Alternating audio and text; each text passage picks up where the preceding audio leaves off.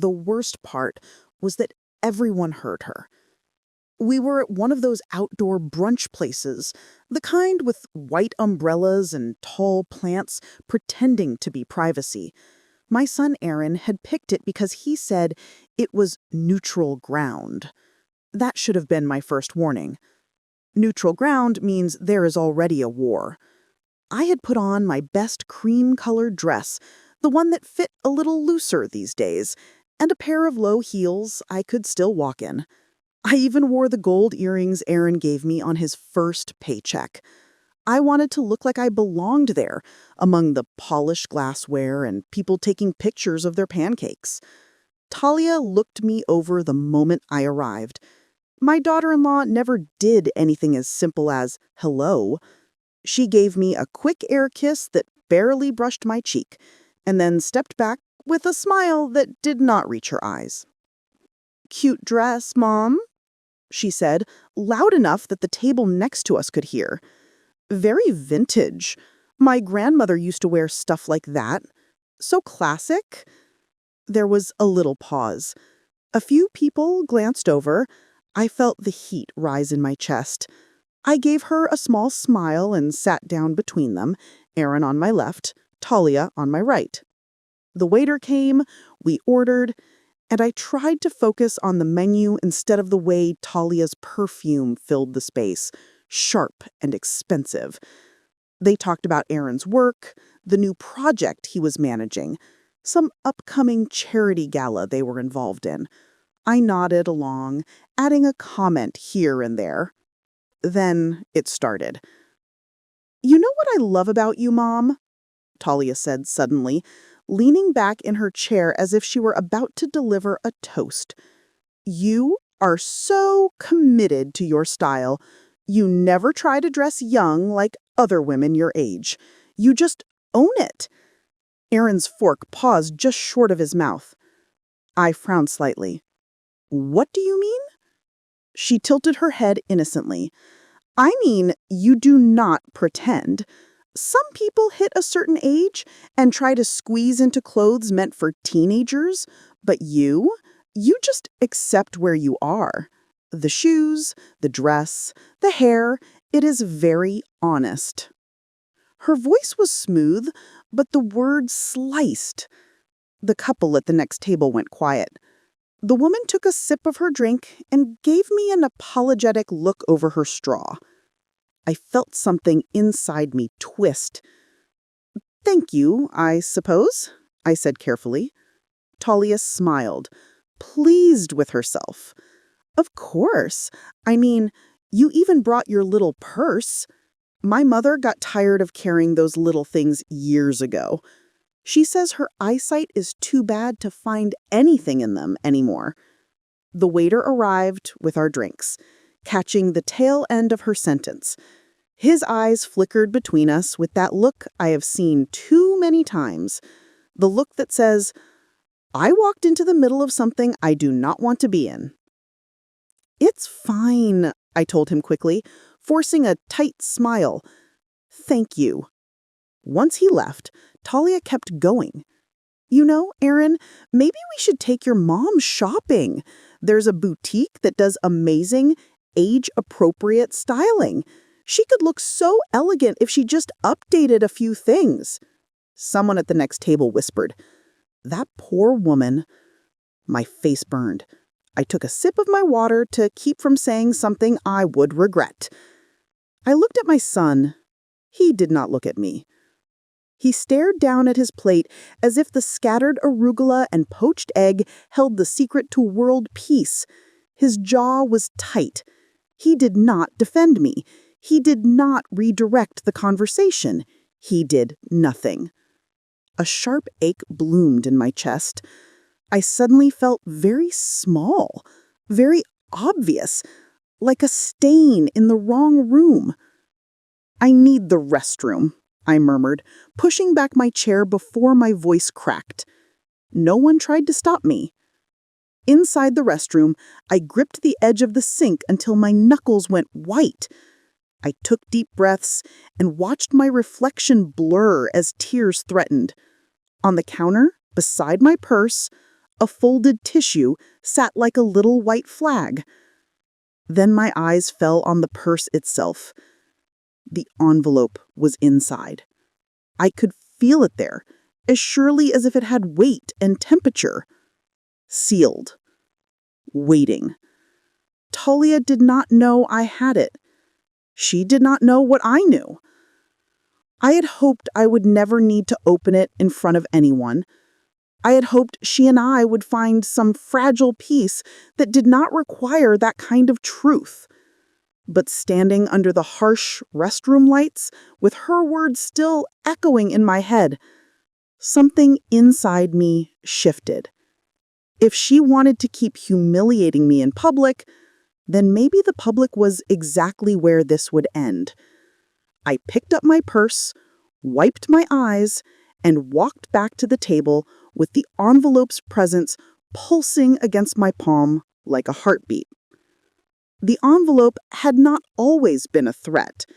When I first sealed it, it felt like a safety net, insurance against something I could not yet name, but already feared. I had found out about Talia's secret by accident, a phone call one ordinary Tuesday morning. I was sitting at my kitchen table, sipping coffee and doing a crossword. The phone rang, and the caller ID showed a bank I didn't recognize. "Good morning. Is this Mrs. Green?" "Yes," I answered, thinking it was probably some marketing offer. "We're calling regarding a matter of urgency with your son Aaron Green and an overdue payment on the consolidation loan he took out with his wife, Talia Green. Is now a good time to discuss the outstanding balance?" My hand tightened around the receiver. "I'm sorry, what loan?" By the time the call ended, my coffee had gone cold. I sat there, staring at the wall, as the man's words replayed in my mind.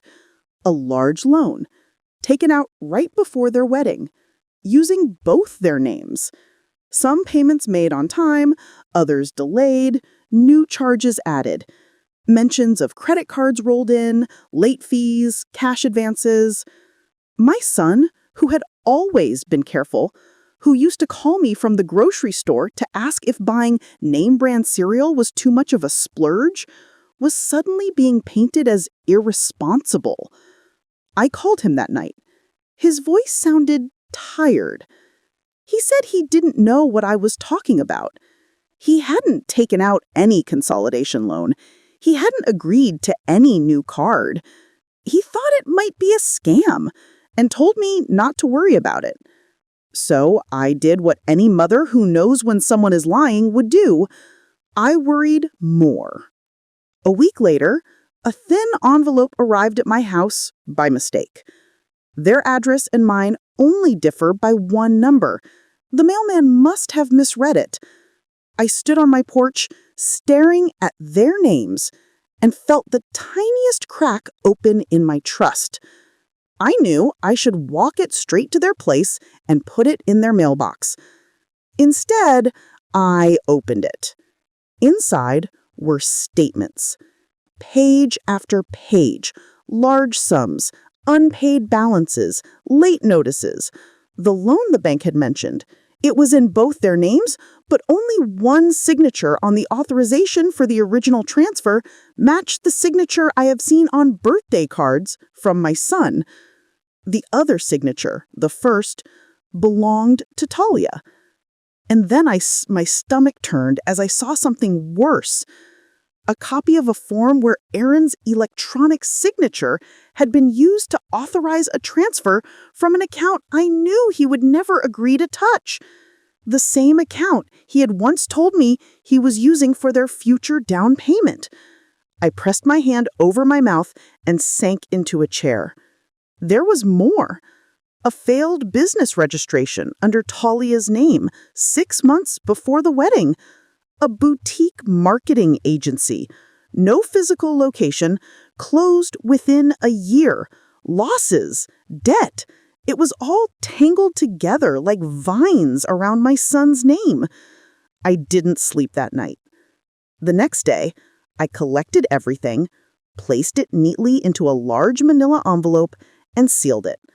I wrote nothing on the front, just sealed it and put it in the back of my dresser drawer, behind my winter sweaters. For months, it stayed there. I watched Talia smile and hold Aaron's arm at holidays, laughing loudly at jokes that weren't that funny. I saw bags from expensive stores appear in their home, heard about spa days and new events and weekends away for self-care. My son's eyes grew a little duller each time I saw him. "Work is stressful," he always said. "We're just adjusting." The envelope remained in my drawer, humming like a quiet curse. I didn't want to explode his marriage. I didn't want to be the meddling mother-in-law everyone warns about. I told myself that maybe I had misinterpreted something. I set the envelope down between Talia and Aaron like another dish the waiter had forgotten to clear. Talia glanced at it, then at me. "What is that?" "The truth," I said. Her smile faltered for the first time that morning. "What are you talking about?" Aaron stared at the envelope as if it might explode. "Mom, what did you do?" I kept my voice level. I did not do anything but open my mail. The bank did the rest. Color drained from Talia's face in a slow, creeping tide. Around us, chairs shifted. A few people looked away politely. Others leaned in with blatant curiosity. The patio, with its soft background music and clinking glasses, had become a stage. Talia forced a laugh. "Are we really doing this? You sound unwell. Maybe you should sit down." "No," I said. "You have invited everyone to watch you talk about me. It is only fair they see you for who you are, too." Her eyes hardened. "Careful, Mom." I tapped the envelope with one finger. Careful is what I was for months. This is what honest looks like. Aaron reached for it with a shaking hand. "What is inside?" "Papers," I answered. "Statements, records, a consolidation loan you supposedly took out together, accounts in both of your names, transfers authorized using your signature." He blinked. "What?"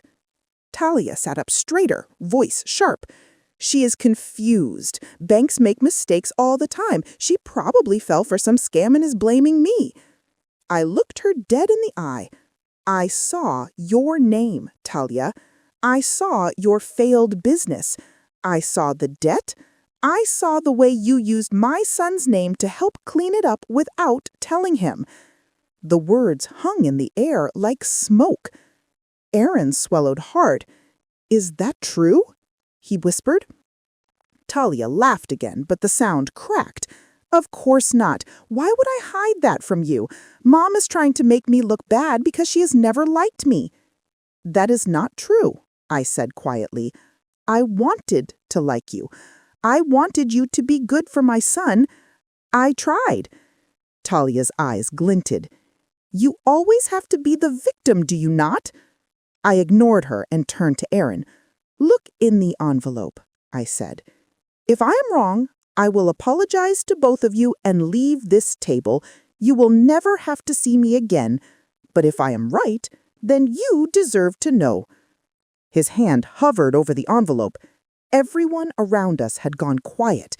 Even the waiters pretended to straighten napkins while watching from the corners of their eyes. With a small, decisive motion, Aaron tore it open. I had put everything in order. That was the only thing I could control. The first page was the letter from the bank, outlining the balance owed on the loan.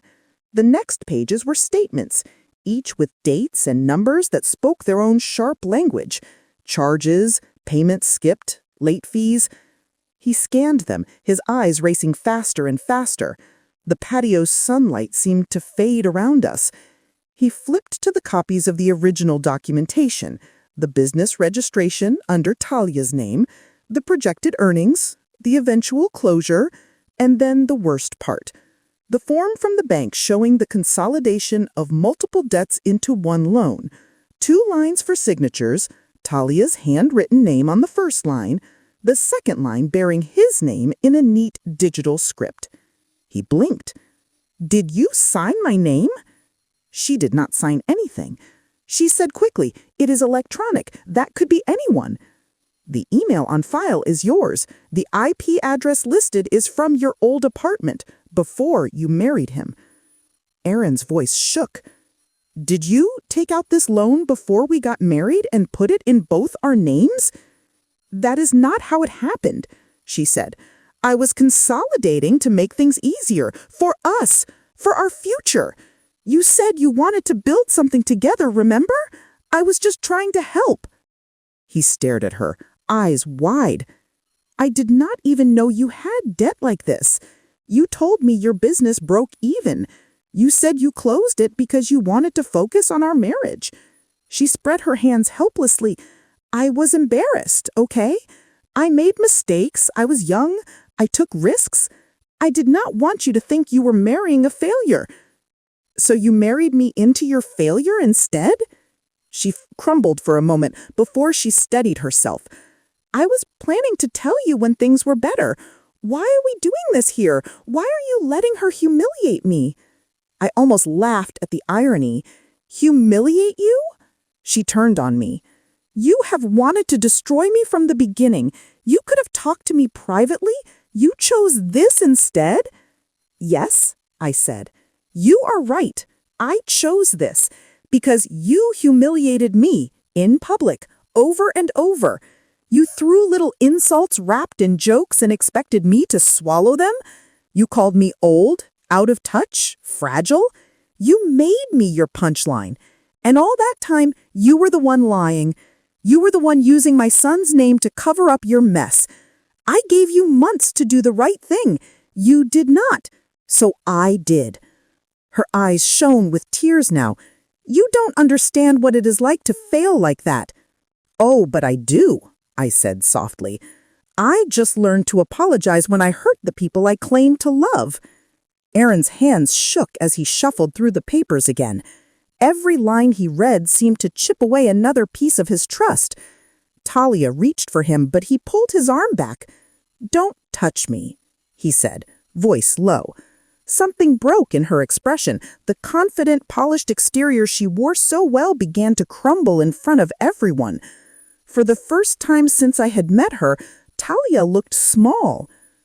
Aaron stood up so quickly, his chair scraped against the stone floor with an awful screech. Heads turned. Someone dropped a fork. "I need air," he said. His voice sounded like it came from far away. Talia also rose, reaching for him. "Aaron, wait. Let us talk about this. This is not the place." He stepped back. "Apparently, this is exactly the place." He looked at me, eyes raw. "How long have you known?" My throat tightened. "A few months," I said. "Since that call from the bank. I wanted to tell you, but I was afraid I would blow your life without having the full picture. I kept waiting for her to tell you herself. I thought maybe I was reading it wrong." He closed his eyes briefly, then opened them again. "You should have told me, Mom," I said. "I know. And I'm sorry." He shrugged his eyes. But thank you for not letting me walk blind forever." He turned to Talia. The envy I once felt of her confidence was gone. All I saw now was desperation. "Did you really think I would never find out?" She pressed her hands together. "I was going to fix it. I just needed time. I knew if you saw it before then, you would overreact. You can be so dramatic." He gave a short, humorless laugh. "You lied to me, Talia, about something huge. You let me make financial decisions without knowing my own situation. You put my name on things without my consent. That's not dramatic. That's betrayal." Her lower lip trembled. "I did it for us. I didn't want you to think less of me." He shook his head slowly. "I don't think less of you because you failed. I think less of you because you lied." The patio was silent now. Even the birds seemed to have paused their chirping. "Can we please not do this in front of your mother?" Talia whispered. "She's enjoying this." I flinched. "I'm not enjoying any of this. This is my worst nightmare." Aaron's voice softened just a fraction. "We'll talk," he told her, "but not right now. I need to think. I need to be somewhere that doesn't smell like eggs and fake apologies." There was a flash of the boy I raised in that line, his humor trying to surface even in pain. It hurt to see it. He placed some cash on the cable, grabbed the stack of papers, and walked away. Talia stood rooted to the spot, breathing hard. Then she sat down slowly, as if her legs couldn't hold her anymore. I stayed where I was, hands curled into fists on either side of my plate. The envelope lay open between us, empty now, all of its secrets spilled. No one knew what to do. The waiter came by with an uncertain smile and asked if everything was all right. Talia let out a sharp, joyless laugh. "Everything is fantastic," she said. "Best brunch ever." Her mascara had smudged slightly beneath her eyes, soft half-moons of black. She dabbed at them with a napkin, then reached for her champagne and took a long drink. Sierra came down the table and sat beside me. She slipped her arm through mine and leaned her head on my shoulder like she did when she was a child. "Auntie," she whispered, "are you okay?" "And no," I said, "honestly, but I will be." Talia stared at me across the table, eyes bright and unreadable. "Why?" she asked quietly. "Why did you hate me enough to do this?" I almost stayed silent. It would have been easier to let her believe that, to let her wrap herself in that story. But I was done.